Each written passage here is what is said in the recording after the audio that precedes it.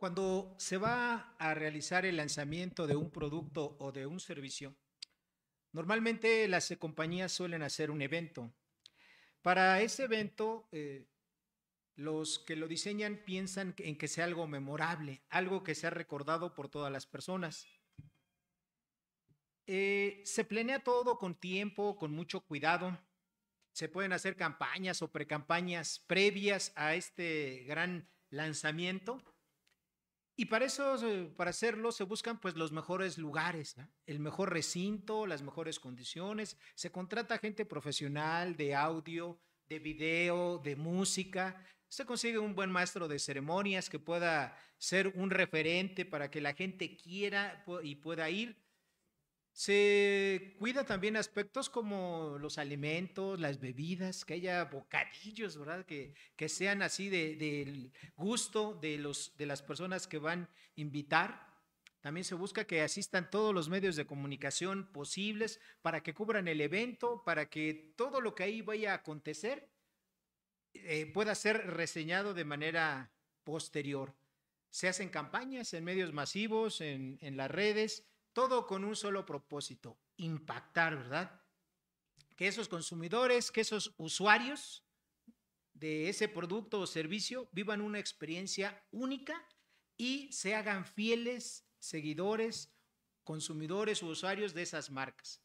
Obviamente para todo esto se dedica una gran cantidad de dinero.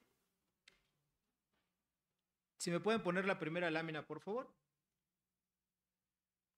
Al contrario de todo esto que les acabo de platicar, Dios no siguió esas estrategias y tampoco siguió ninguno de estos planes. Él, en el capítulo número 9 de Marcos, iba a hacer el lanzamiento, iba a dar la revelación gloriosa de quién era en verdad Jesucristo, el Hijo de Dios. Dios no utilizó un gran estadio, no utilizó un gran recinto, utilizó un monte. Por cierto, es un monte bastante árido, bastante seco, que estaba ubicado a 8 kilómetros al noroeste de la ciudad de Jerusalén, el monte Talbor. Fue ahí donde fue el escenario de la revelación que iba a hacer Dios acerca de su Hijo Jesucristo. Dios tampoco escogió a dignatarios, a gente famosa, a gente relevante. Únicamente llevó a 3 seres humanos, a Pedro, a Jacobo y a Juan. 3, los discípulos más cercanos del Señor Jesucristo, iban a ser los que iban a presenciar este lanzamiento. No fueron los únicos. Dios también llevó a Moisés y a Elías para ese gran evento. Pocas personas. Y obviamente Moisés y Elías ya habían fallecido, ¿verdad? Llevó a sus espíritus para que estuvieran ahí en ese gran lanzamiento. ¿Quieres saber cómo Dios cuidó todos y cada uno de los detalles de este lanzamiento? Del lanzamiento más importante que iba a tener el Señor Jesucristo a partir de ese momento en su ministerio terrenal. Te invito a que abras tu Biblia y vayas conmigo a Marcos capítulo 9 y vamos a leer de los versículos 2 al 8. El 1 obviamente es parte del contexto que vimos la semana anterior. ¿Okay? Marcos capítulo 9, versículos 1 al 8, que dice así Dios en su palabra. También les dijo, o sea, está hablando Jesucristo, de cierto os digo que hay algunos de los que están aquí que no gustarán la muerte hasta que hayan visto el reino de Dios venido con poder. Este versículo corresponde a lo que vimos la semana pasada, que estaba hablando el Señor Jesucristo, ¿va? De que todo aquel que quisiera seguirlo tenía que tomar su cruz, negarse a sí mismo, ir en pos de él, pero que tenía que saber, ¿verdad?, que les podía costar su vida. Y obviamente después de esas palabras transcurrieron 6 días y dice así el versículo 2. 6 días después, Jesús tomó a Pedro, a Jacobo y a Juan y los llevó aparte solos a un monte alto y se transfiguró en medio de ellos.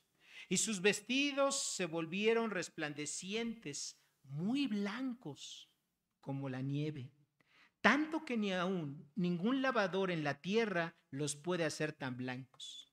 Y les apareció Elías con Moisés, que hablaban con Jesús. Entonces Pedro dijo a Jesús: Maestro, bueno es para nosotros que estemos aquí. Hagamos 3 enramadas, una para ti, otra para Moisés y otra para Elías. Porque no sabía lo que hablaba, pues estaban espantados. Entonces vino una nube que les hizo sombra, y desde la nube una voz que decía: Este es mi Hijo amado, a él oíd. Y luego, cuando miraron, no vieron más a nadie consigo, sino solo a Jesús solo. Hermanos, aquí en este pasaje nosotros encontramos 6 elementos que Dios utilizó en la revelación de su Hijo para este mundo. Él iba a develar, iba a decir quién era en realidad Jesucristo, ¿verdad? Y eso es algo que todo creyente tiene que saber. El pasaje tiene 4 puntos principales. El título de este mensaje es La revelación gloriosa del Hijo de Dios. Y el primer punto lo tenemos en el versículo número 2 de Marcos 9. Los testigos privilegiados de esta revelación del Hijo de Dios. ¿Quiénes fueron? ¿Cómo dice el versículo 2? Pedro, Jacobo y Juan. 3 hombres, ¿verdad?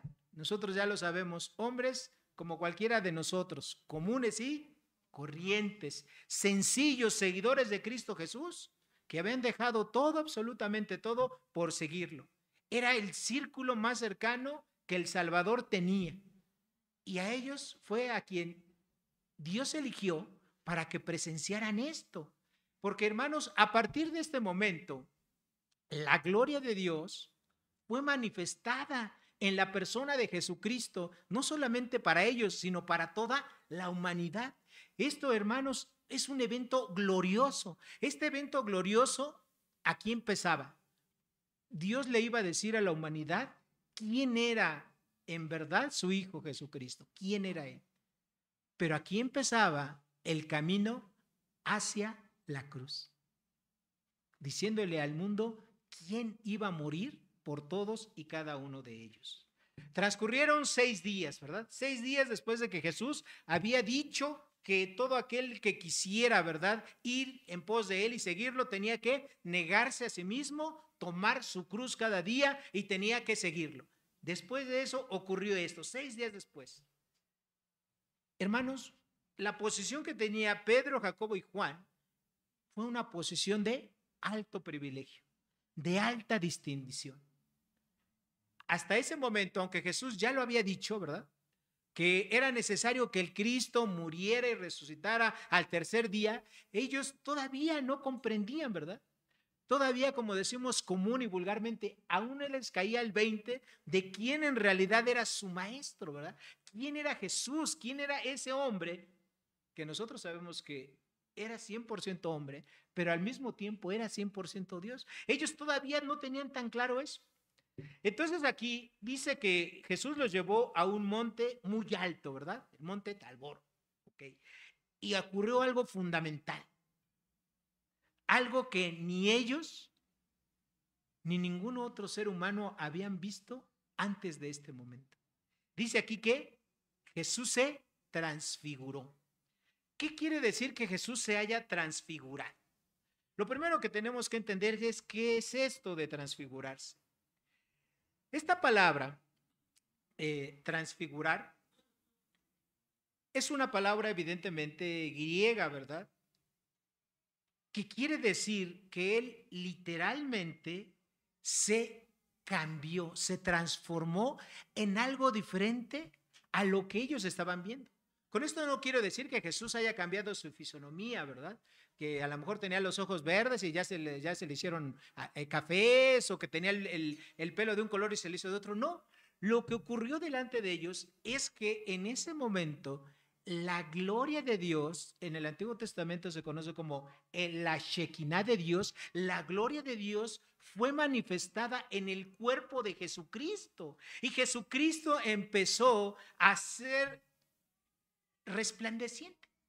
Es como un anuncio luminoso. Ustedes ven que en muchos negocios tienen, son anuncios que por dentro tienen un sistema de luces y que en la noche prenden, ¿verdad? Se iluminan y dan una gran luz, pero en el día ustedes los ven opacos, ¿verdad? Jesucristo todo el tiempo fue Dios, no nada más en este momento, todo el tiempo fue Dios, pero esa gloria aquí fue cuando se manifestó por primera vez de esta manera. Imagínense lo que ha de haber sido estar irradiando luz, ¿ok? Lo que dice aquí la escritura, que no solamente esa luz era en sus ojos, en su piel, en sus manos, sino aún hasta en las cosas que él llevaba, o sea, sus vestiduras, también ahí llegó esa gloria y resplandecía, ¿verdad? Y esa gloria, hermanos, había estado oculta durante casi todo el ministerio terrenal de Jesucristo hasta este momento. Hasta este momento, el Señor Jesucristo había estado viviendo en lo que los teólogos llaman un estado de humillación. ¿Qué quiere decir un estado de humillación? Dios, Jesucristo, al ser Dios mismo, desde el simple hecho que dejó el cielo, su trono de gloria, su lugar de autoridad, y él descendió a este mundo y nació de una mujer, como cualquier otro ser humano, pero sin la intervención de un varón. Eso ya es una humillación. Y él aquí, estando, ¿verdad?, viviendo dentro del cuerpo de un ser humano, pues él en ese estado sufría lo mismo que cualquier hombre. A eso se refiere que él estaba en un estado de humillación. Jesucristo en el cielo o en su forma de Dios, pues él nunca se enfermaba de nada. No le daba gripa, no le daba cansancio, no le daba dolor, absolutamente nada. Pero dentro de su cuerpo, el cuerpo, ¿verdad?, que era 100% humano, ahí sí, ¿verdad?, se cansaba, él tenía que descansar como cualquiera, tenía que comer, ¿verdad? O sea, lo que cualquier otro ser, un cuerpo mortal. Entonces Jesucristo, a eso es a lo que él, la Biblia llama, o los teólogos llaman, que él había vivido en un estado de humillación, pero no nos equivoquemos, que él haya estado en ese estado de humillación sirviendo, porque eso vino el Señor Jesucristo, ¿verdad? A servir y dar su vida en rescate por muchos, que es el versículo clave, ¿verdad? De aquí del Evangelio de Marcos. Él estuvo en ese estado de humillación y lo iba a continuar estando hasta su muerte y su posterior resurrección. Ese fue su primer estado de humillación. Pero no nos equivoquemos. Él en ese estado seguía siendo y es el Rey de Reyes y el Señor de los Señores. En su segunda venida, él ya no va a venir en estado de humillación, sino él va a venir en un estado de rey, de autoridad plena y total sobre este mundo, sobre la humanidad. Por eso es que va a poner en juicio a todo este mundo, a los pecadores, a Satanás, a todos, ¿verdad? Y él va a tomar su lugar de honra, de gloria eternamente y para siempre. Entonces, lo que hizo Dios aquí en este lugar es que fue un evento privado. Quisiéramos decir hasta íntimo, cercano. Pero eso no quiere decir que no haya sido un momento total y absolutamente glorioso. Y aunque hubo invitados, 3 vivos y el espíritu de 3 hombres, ¿verdad?, que por un momento dejaron el cielo, dejaron la gloria y vinieron, me refiero a Moisés y a Elías, para presenciar eso. Y ahorita vamos a ver qué significa eso, ¿ok? Pero no, tampoco nos tenemos que equivocar. El personaje principal de este evento era el Señor Jesucristo. Ahora, así como Dios llamó a estos 5 testigos para que presenciaran eso, a veces nosotros los cristianos olvidamos que Dios día con día nos da la oportunidad de ser testigos de las obras que Él está haciendo. Dios nos permite ver cómo una persona se convierte, que ese es todo un milagro. Y a veces nosotros somos los protagonistas, ¿verdad? Porque somos los que le hablamos a Jesucristo a esas personas y estamos ahí viendo cómo una persona pecadora, un muerto viviente, Dios, como dice Efesios, ¿verdad?, le da vida. a una persona que va camino al infierno, en su momento de su conversión, esa persona va camino al cielo. Era un pecador condenado y ahora es un pecador arrepentido. Y nosotros somos parte de ver esos milagros que Dios hace en la conversión. A veces vemos otro tipo de obras. A veces vemos cómo los médicos han desahuciado a una persona de cualquier enfermedad, o a veces incurable. Pero esa persona no muere. Esa persona, ¿verdad? Con oración, con la fe aplicada, esa persona sobrevive, se cura. ¿Ok? Esto también es parte de lo que Dios está haciendo. Y a veces nosotros somos testigos de esas cosas o de cómo Dios resuelve los asuntos complicados, difíciles, que nadie en este mundo puede resolver y Dios lo resuelve. Todos los cristianos hemos sido llamados a ser testigos. Desafortunadamente, muchos cristianos somos testigos mudos. Vemos lo que Dios hace y no se lo decimos a la gente. Nos quedamos callados. Nos quedamos callados. La Biblia dice, ¿verdad?, que tenemos que anunciar las maravillas del Señor, ¿verdad?, en medio de la congregación. Y a veces no lo hacemos.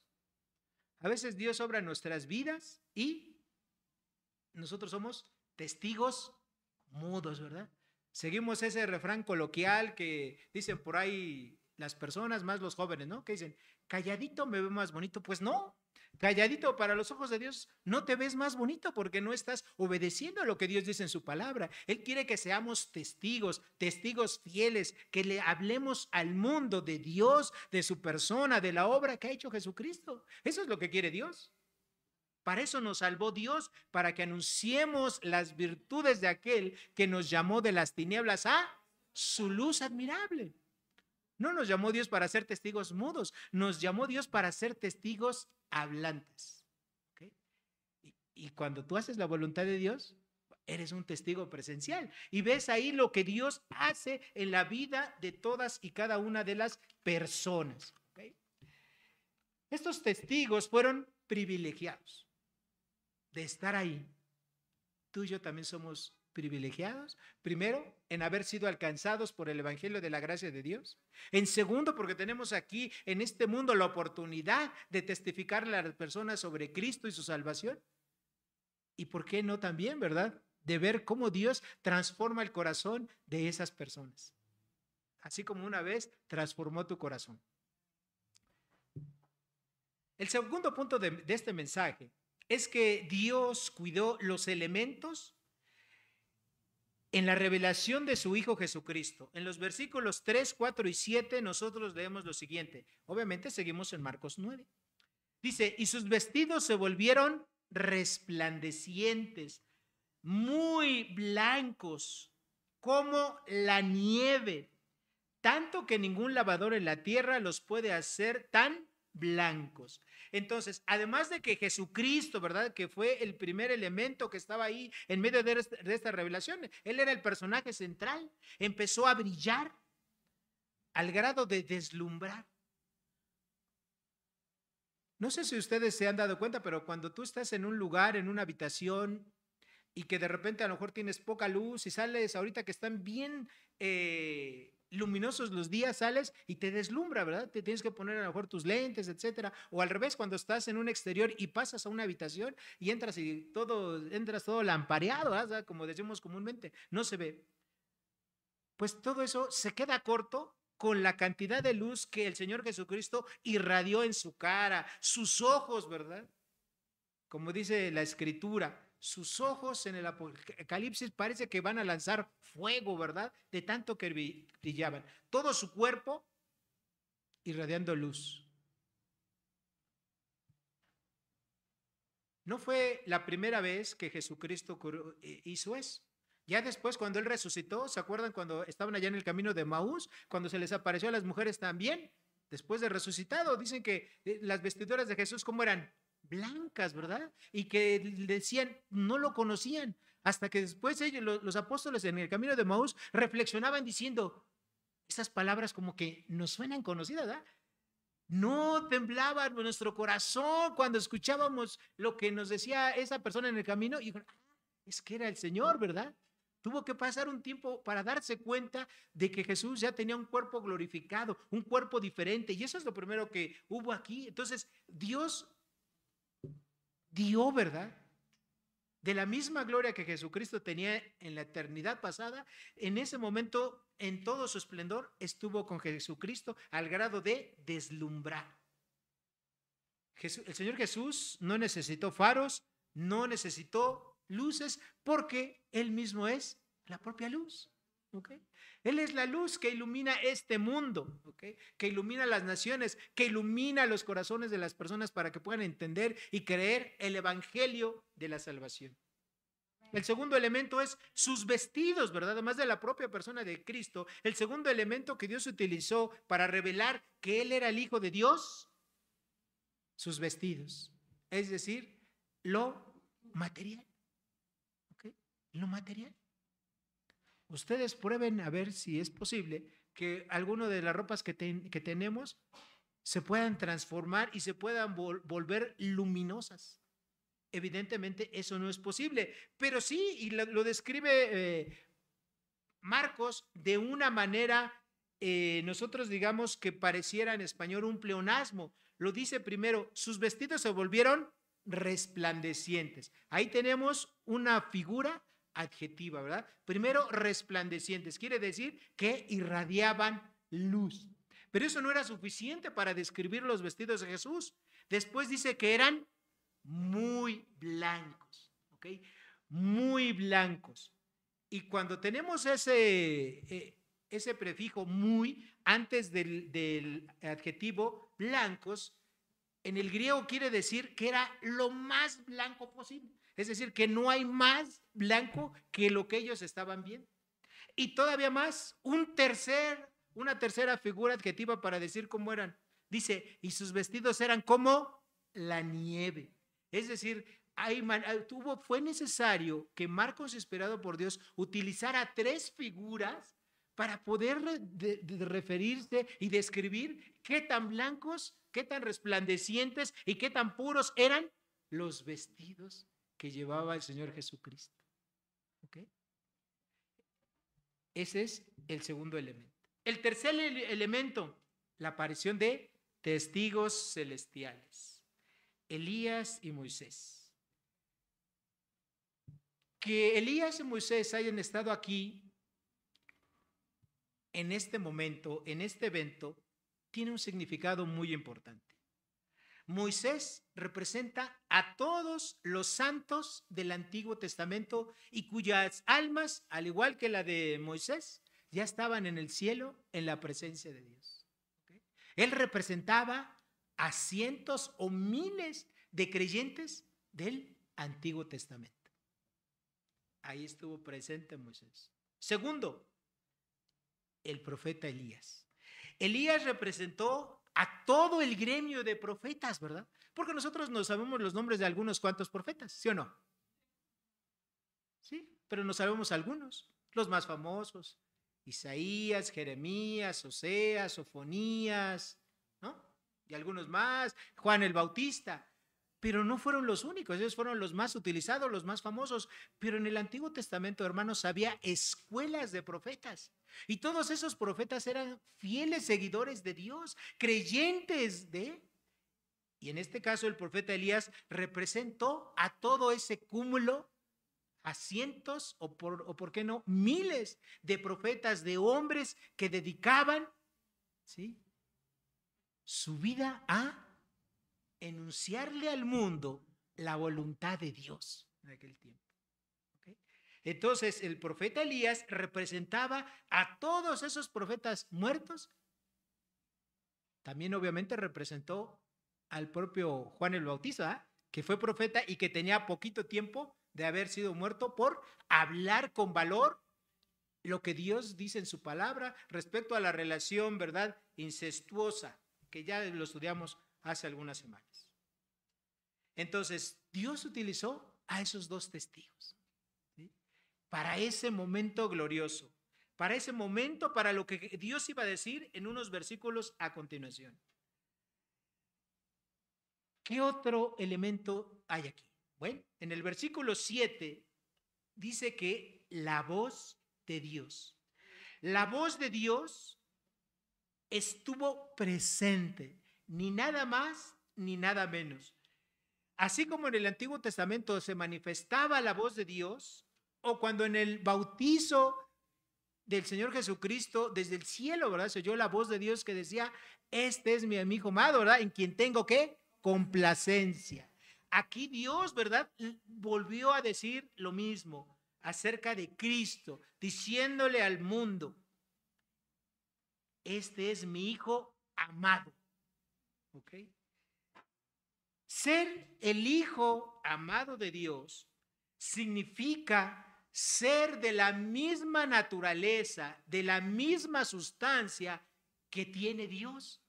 Estas palabras, estas tres palabras son muy, pero muy importantes. Dios estaba diciendo, Jesucristo, el Cristo, es igual que yo. Es Dios, en otras palabras. Eso es lo que quiere decir esta frase. Él es mi hijo amado.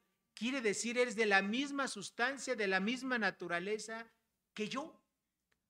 Esto lo encontramos también en el pasaje de Filipenses. Filipenses capítulo 2 de los versículos 6 al 11. Encontramos eso, ¿verdad? Donde la Biblia dice que Jesucristo, siendo igual a Dios, de la misma sustancia que tiene Dios, no fue algo a lo cual él se aferró, sino que él se despojó de sí mismo, haciéndose semejante a los hombres y haciéndose obediente.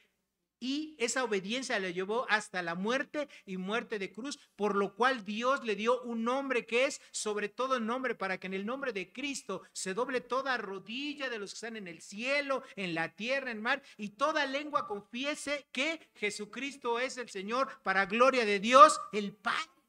Eso, todo eso resumido, Dios lo estaba diciendo aquí con tres palabras.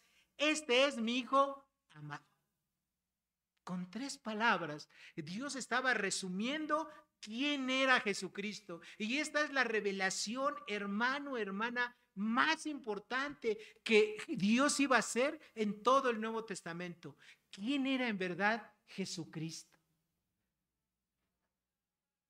De hecho, precisamente por decir que Jesucristo era el Hijo de Dios, fue la razón principal por la cual los escribas, los sacerdotes de aquel tiempo condenaron a Jesús, ¿verdad? Porque en el Antiguo Testamento, en Levítico, ¿verdad? Había un mandamiento, Levítico 24:15, que decía que todo aquel que blasfemara en contra de Dios merecía ¿qué? Morir. Y de eso acusaron los fariseos a Jesucristo, los escribas, los sacerdotes. Le dijeron a Jesucristo, porque tú siendo hombre te haces Dios. ¿Qué más necesitamos para condenarlo? Nada más. Así es que muere. Por haber dicho Jesucristo lo que Dios ya había dicho de él, que él era el Hijo de Dios, de la misma sustancia, de la misma naturaleza que Dios. Pero aquí Dios lo había dicho por segunda y definitiva vez en el Nuevo Testamento. Él es mi Hijo amado. Lo segundo que dice Dios después de develar la persona de Cristo es al que tienen que oír. Al que tienen que oír. A él, óigalo. Y fíjense, es un mandamiento a él oír. No es, ¿verdad?, una opción. No es una sugerencia de Dios, es un mandato a él, a Jesucristo. A él es al que tienen que oír. Escuchen todo lo que él tiene que decir. Jesucristo lo decía, ¿verdad? Porque las palabras que Jesucristo hablaba eran palabras celestiales, palabras eternas, que le iban a dar a la gente la salvación y mayor conocimiento de Dios. Jesucristo lo dijo muchas veces, en diferentes maneras, utilizando metáforas y alegorías. Él dijo, ¿verdad? Yo soy el camino y la verdad y la vida. Nadie viene al Padre sino por mí. En otra parte dijo, yo soy la puerta, ¿verdad? Él era la puerta para que por ahí los que quieran la salvación se vayan. Yo soy la luz del mundo. Yo soy la vid y vosotros sois los pámpanos. Y todas las afirmaciones que hace Jesucristo acerca de yo soy, ahí él estaba diciendo, lo mismo que significa el nombre de Dios. O sea, Jehová, que quiere decir yo soy el que soy, es decir, yo soy el que subsiste, el que no necesita nada para vivir. Es lo que quiere decir Jehová, el nombre de Dios. Y Jesucristo estaba diciendo yo soy, yo soy. Y lo dijo más de 6, 7 veces en el Nuevo Testamento. Y decir eso fue la razón por la cual la clase sacerdotal de aquel tiempo lo condenó a muerte, acusándolo de blasfemia, ¿verdad? Pero Dios aquí anunció quién era en realidad su Hijo. El quinto elemento de esta revelación, de quién era Jesucristo, consiste en los dos testigos vivos que había en ese momento: Pedro, Jacobo y Juan. Y estos tres discípulos de Cristo representan a todos los santos creyentes que desde ese momento hasta nuestros días íbamos a creer y a confiar en Jesucristo. Usted y yo fuimos representados ahí, ¿verdad? Con Pedro, con Jacobo y con Juan. Fuimos representados. No solamente los creyentes de esa época, sino todos los creyentes que iban a tener vida por haber depositado su fe, su confianza en Jesucristo, por haber creído que Él es el Hijo de Dios, que Él es igual a Dios, de la misma naturaleza, de la misma sustancia que Dios. Estuvimos ahí representados con Pedro, Jacobo y Juan. Aquí en la tierra la gente paga, ¿verdad?, para ir a eventos, ya sea un concierto de música, ya sea una conferencia de alguien famoso, un show, ¿verdad?, un espectáculo, una pelea de box, las carreras de autos que recién pasaron, y pagan miles y miles y miles de pesos o de dólares también para asistir. Pedro, Jacobo y Juan no pagaron nada por presenciar la revelación gloriosa del Hijo de Dios. Y lo representaron a usted y me representaron a mí. El sexto elemento que hubo aquí, dice el pasaje que estamos leyendo, fue la nube. Ustedes recordarán que en el Antiguo Testamento, y así lo dice la Escritura, que a Dios no lo ha visto ¿quién? Nadie.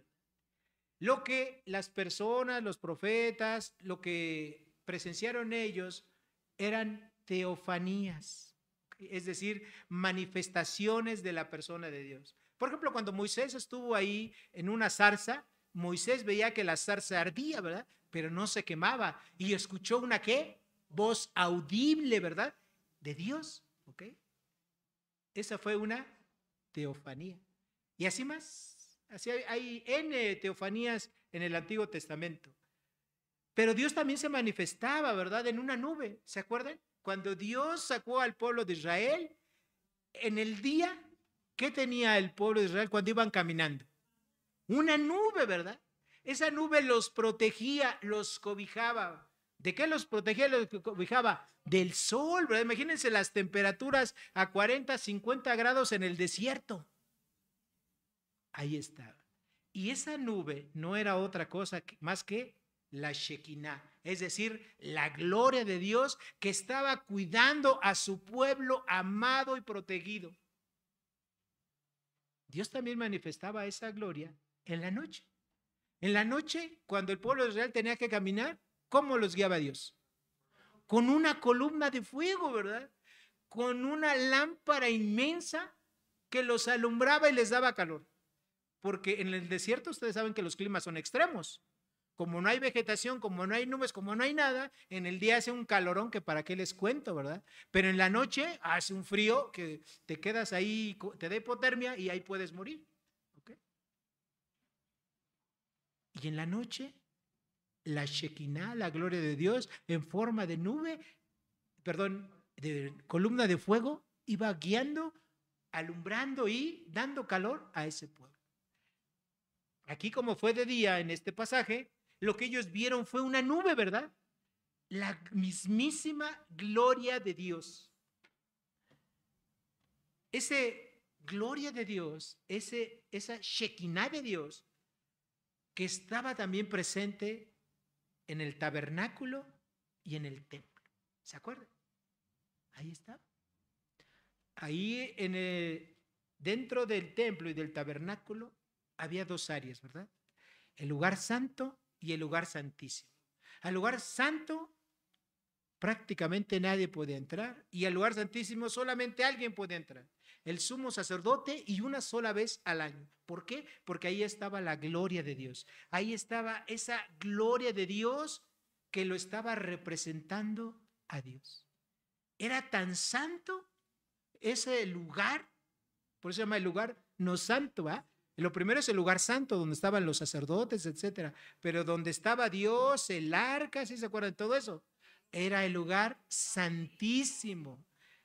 Era tan santo ese lugar que si un sacerdote por descuido entraba con un solo pecado, un pecado que se le haya olvidado confesar, él lo tenían que amarrar, ¿verdad? Aquí del tobillo, ¿sí? Con un lazo y en su ropa le colgaban campanitas, cascabeles, para que en lo que él anduviera haciendo todos los menesteres propios en el lugar santísimo, se escuchara el ruido. Y si él llegaba a morir porque algún pecado se le olvidó, moría, era fulminado. Y la gente, como no podía ir al lugar santísimo, con los lazos jalaba, ¿verdad? Y sacaban el cuerpo del sacerdote muerto, porque ahí estaba la gloria de Dios. En este lugar, hermanos, donde Jesucristo hizo su transfiguración, es decir, su transformación de un cuerpo humano a un cuerpo totalmente glorioso, hermoso, luminiscente, estaba la gloria de Dios. A veces los cristianos no nos tomamos en serio y creemos que nos podemos presentar a orar delante de Dios cuando vivimos en pecado. Cuando a lo mejor estamos peleados con un hermano, con nuestro papá, con nuestra mamá, cuando tenemos rencores, cuando hemos sido desobedientes. Pensamos que nos podemos acercar así, ¿verdad? Donde está Dios. Y a veces somos tan igualados que le hablamos de tú y creemos que Él nos va a escuchar. Hermano, hermana, no nos engañemos. Dios no nos escucha. Necesitamos estar en comunión con Dios. Necesitamos recordar que Dios, la gloria de Dios es de Él. Que Él por su gracia y por su misericordia, como dice la palabra, no hemos sido consumidos. Porque nuestro Dios es un Dios santo, santo, santo. No existe nada más santo ni nada más puro que Él. Y a veces creemos que Dios nos acepta aunque vayamos con Él con pecado. No te engañes. No pienses que es así. Si Dios no nos consume y no nos aniquila, es solamente por su misericordia. Así es que como cristianos lo que tenemos que hacer es eso, ponernos a cuentas, ponernos en paz con la gente, con Dios mismo, si es a Él al quien hemos ofendido, para que cuando vayamos con Él, Él nos pueda escuchar, nos pueda recibir y tengamos acceso a presenciar esa gloria de Dios. Porque Dios muestra su gloria en este mundo. En cada conversión, en cada milagro, en cada evento que Él resuelve. Ahí está la gloria de Dios. Pero a veces nosotros no la vemos o no queremos ser partícipes. Pero ahí está Dios, ¿verdad? Con nosotros todo el tiempo.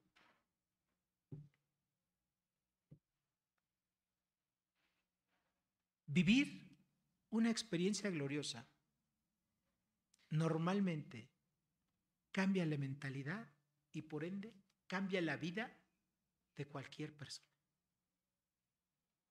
de cualquier gente. Y los cristianos hemos experimentado no una, sino muchas ocasiones, momentos donde hemos visto la gloria de Dios, empezando por tu salvación.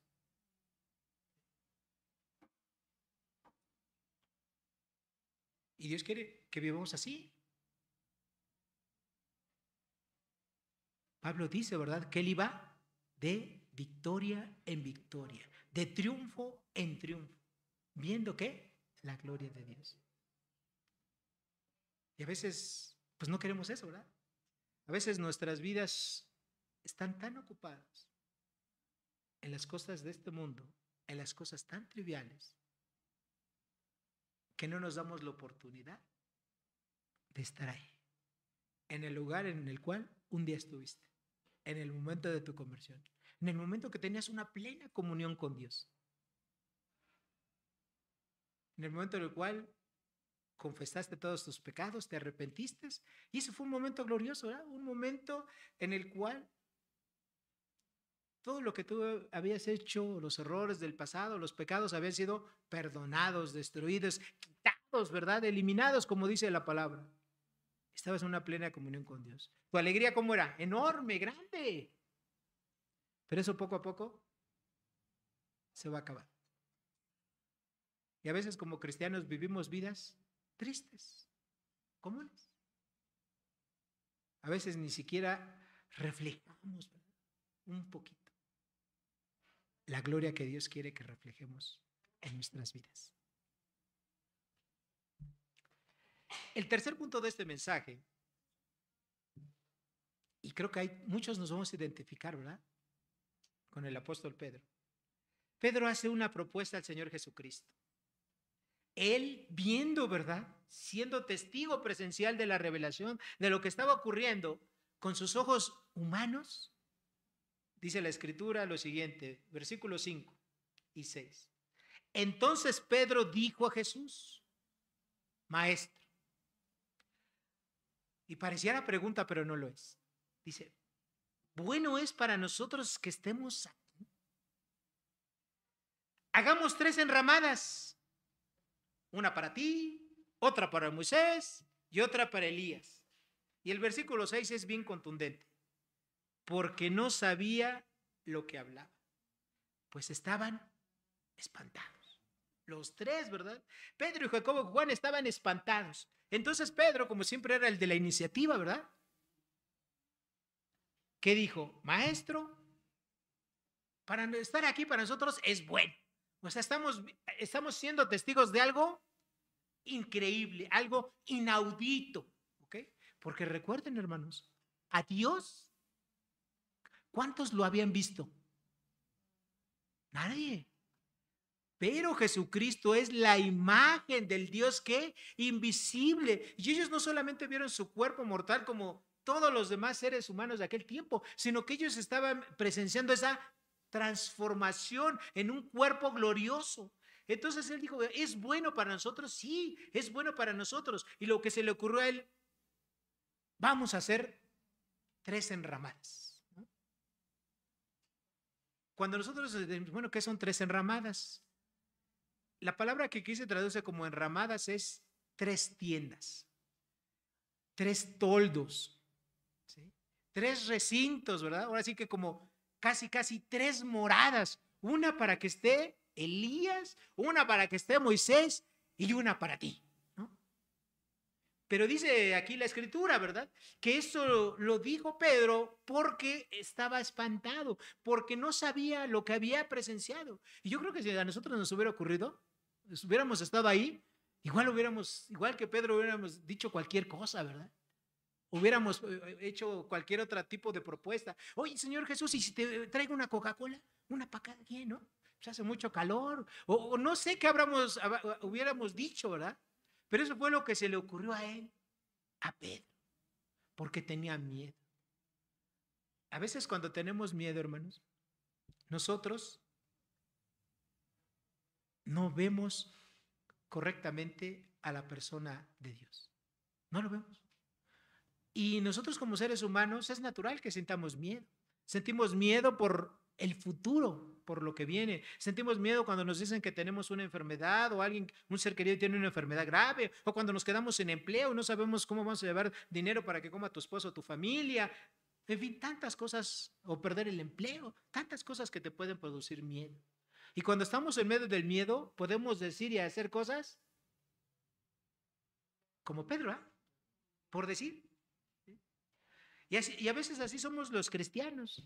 Yo me identifico en algunas ocasiones, he hecho cosas como Pedro, he pensado, creo, Señor, que esa es una buena idea, ¿no? Pero Dios dijo de una manera contundente que eso no. ¿Por qué? Porque ante esta ante esta propuesta de Pedro, lo que sigue, ¿verdad? En el versículo 7, ¿qué dijo Dios? Este es mi hijo, ¿qué? Amado, a él oíd. Es decir, Pedro, lo que tú propones no es para este tiempo, ¿verdad? No es para este momento. Y él dijo, pasó a decir lo que Dios tenía planeado. Decirle al mundo quién era en verdad Jesucristo, ¿verdad? Y no solamente quién era, sino que los seres humanos, representados por Pedro, Jacobo y Juan, tienen que oírlo, es decir, obedecer. Eso es lo que quiere decir, no solamente escucha, sino oír quiere decir escucho y obedezco, hago lo que dice Jesucristo, ¿ok? Y no hago lo que a veces yo pienso que eso es lo que sería bueno para Dios, ¿no? Y a veces así somos nosotros.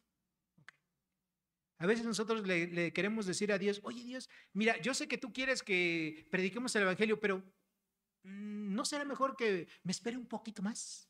Aunque sea unos 3 años. Deja a cabo el discipulado 1, el discipulado 2 y el 3. Y ya después empezaré a predicar. Oye Dios, híjoles, yo sé que esta persona está enferma y yo soy el único cristiano que vaya y le predique el Evangelio. Bueno, sí está muy enferma, pero a lo mejor se cura. Así es que me espero, ¿verdad? No le voy a predicar, me espero. Y al otro día te dan la noticia. Ya falleció.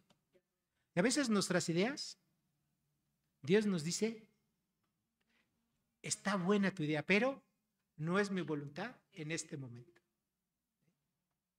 ¿O qué tal con nuestras relaciones?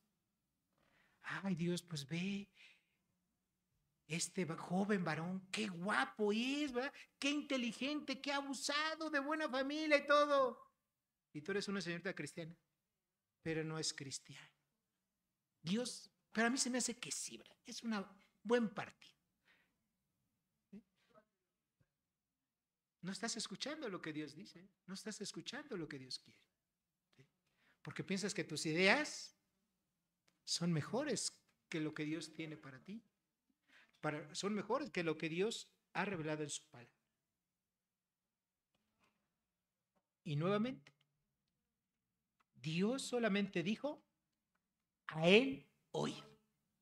Oigan, escuchen a mi hijo. ¿Sí? Y a veces escuchamos a todos, menos a su hijo.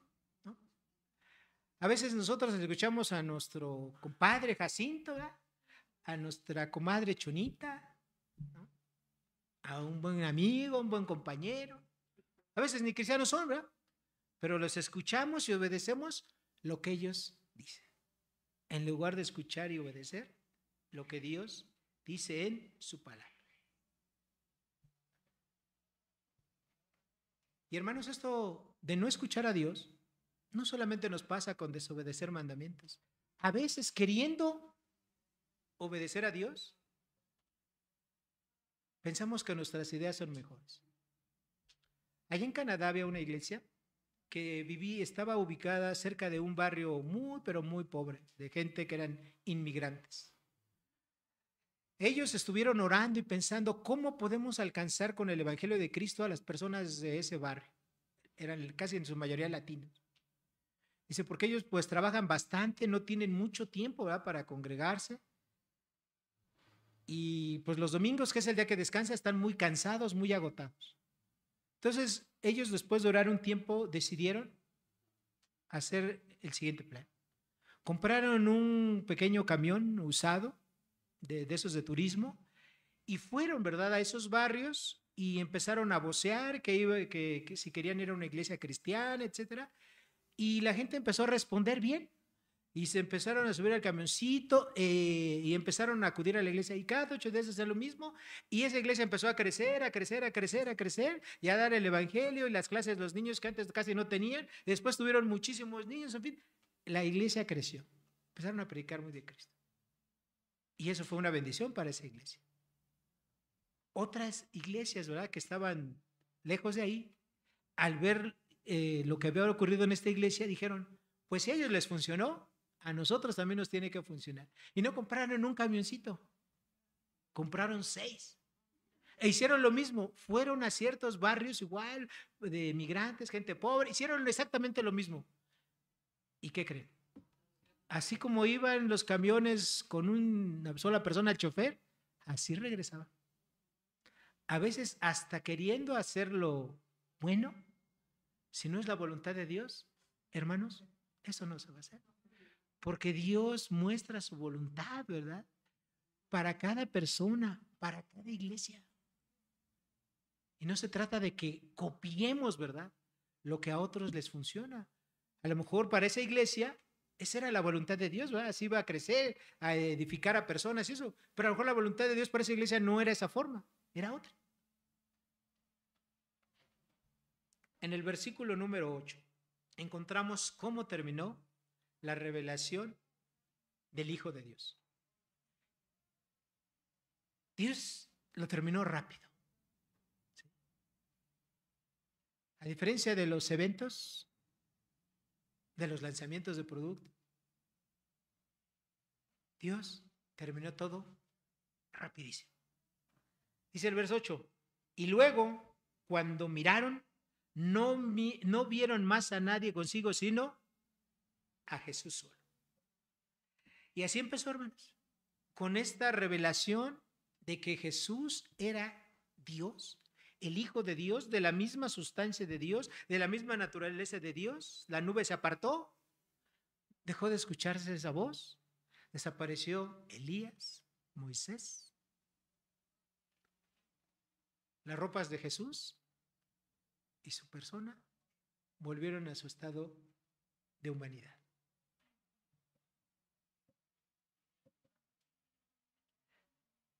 Nosotros como creyentes